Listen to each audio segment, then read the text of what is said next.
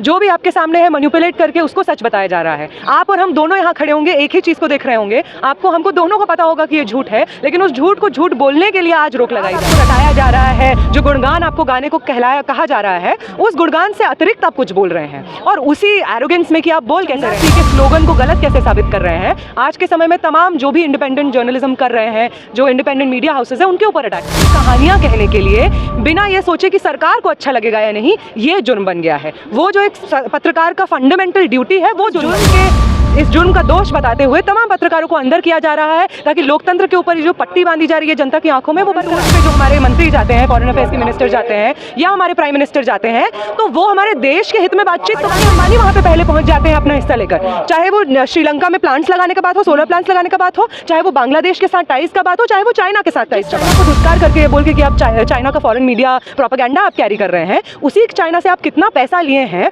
सरकार ने पैसा लिया है, सरकार के नाम पे पीएम केयर फंड्स में पैसा लिया है। कैसे वहाँ पे रिलेशंस है वहाँ के सरकार के साथ में, आपके फॉरेन रिलेशंस कैसे हैं, ये बात सामने आई। जब चाइना की गवर्नमेंट यहाँ पे हस्तक्षेप करती है, जब घुस बैठती है इंडियन टेरिटरी में, तब आप कुछ नहीं बोलते। सब स्वतंत्र पत्रकारों को, सच की आवाज उठाने वाले पत्रकारों को बोल दिया है कि तुम सबको जेल में डालेंगे। कितने पत्रकारों को आप डराएंगे? क्योंकि सच की जो बात करते हैं, जो सच को खोजते हुए निकलते हैं, वो रास्तों में रुकते नहीं।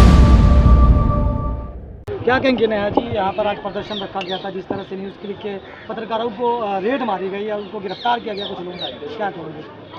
हम समझ रहे हैं कि 2024 से पहले, क्योंकि आपके आसपास जो मीडिया है, जो भी आपको पिक्चर्स दिखा रहा है, जो भी आपको मैसेजेस भेज रहा है, चाहे वो व्हाट्सएप हो, सोशल मीडिया के थ्रू हो, आपको वही सच लगने लगता है। जो भी आपके सामने है मैनिपुलेट करके उसको सच बताया जा रहा है। आप और हम दोनों यहाँ खड़े होंगे, एक ही चीज़ को देख रहे होंगे, आपको हमको दोनों को पता होगा कि ये झूठ है, लेकिन उस झूठ को झूठ बोलने के लिए आज रोक लगाई जा रही है। और 2024 से पहले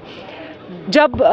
एक वेव चलाना चाह रहे हैं आज जो मौजूदा सरकार है वो, कि सब चंगा सी, सब बेहतर चल रहा है, हम मदर ऑफ डेमोक्रेसी हैं, सबसे बेहतर हमारा देश है, हम एशियन गेम्स में भी सबसे बेहतर करते हैं, हम हेल्थ सिस्टम भी हमारा सबसे अच्छा है, साइंटिफिक इनोवेशंस तो हमारा ऐतिहासिक रूप से सबसे अच्छा रहा है। ये सब बात जो यूनिलैटरली कहने की कोशिश की जा रही है ताकि सरकार की एक साफ सुंदर छवि दिखाई जा सके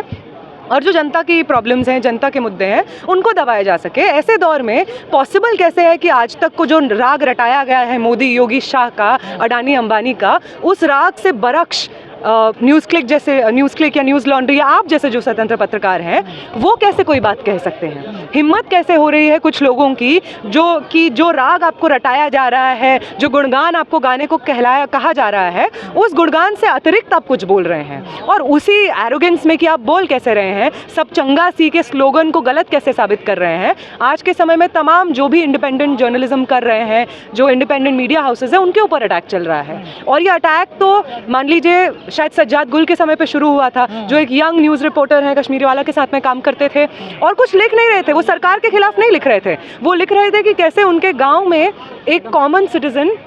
को किस तरीके से चोट लगती है, वो घायल होते हैं और उसका उनको क्या खामियाजा भुगतना पड़ता है, इसके बारे में वो बात लिखते हैं। और सिर्फ ये लिखने के लिए, लोगों की कहानियाँ कहने के लिए, बिना ये सोचे कि सरकार को अच्छा लगेगा या नहीं, ये जुर्म बन गया है। वो जो एक पत्रकार का फंडामेंटल ड्यूटी है, वो जुर्म बन गया है और इस जुर्म का दोष बताते हुए तमाम पत्रकारों को अंदर किया जा रहा है ताकि लोकतंत्र के ऊपर जो पट्टी बांधी जा रही है जनता की आंखों में, वो बरकरार रहे। लेकिन खबरों के आधार पर इस तरह की रेड, क्योंकि लोग कह रहे हैं कि एक आधार बनाकर, खबर का आधार बनाकर रेड, लेकिन इसी तरह की एक रिपोर्ट आई थी